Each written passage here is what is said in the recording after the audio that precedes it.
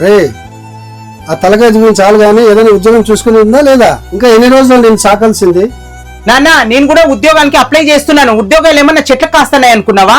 రే చూసినాం లేదా నిన్ను రోజు ఇంటర్వ్యూ పేరు చెప్పి బయటికి పోవడం, ఇంటికి రావడం, బలాదూరుగా తిరగడం. కర్మరా, ఇంత పెద్దవాడైనా నేను సాకాల్సి వస్తా ఉంది. ఏ తమ్ముడు, ఏరా అంత కోపం ఉన్నావు? సరే టీ రా కొద్దిగా. అక్క వద్దక్క. బా ఏం మెంటలా నీకి? అక్క నేనంటే నాన్నకి ఇష్టమే లేదు కదక్క.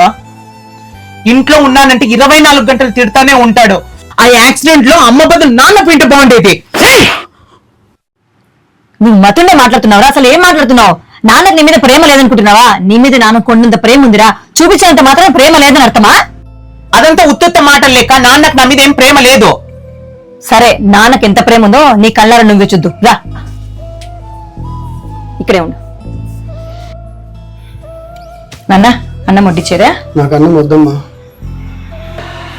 ఎందుకు వద్దు నాన్న? మీరు కరెక్ట్ టైంకి అన్నం తినాలి. ముందుగానే షుగర్ ఉంది. ఎట్లా తినమంటావమ్మా?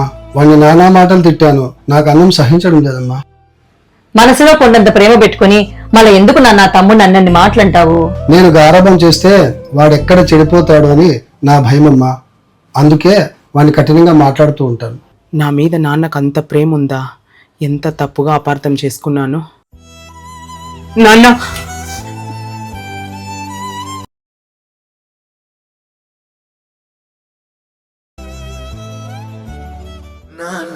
నువ్వు ఏడ్చొద్దురా. నువ్వు ఏడుస్తుంటే నాకు కూడా ఏడుపు వస్తుందిరా. నాన్న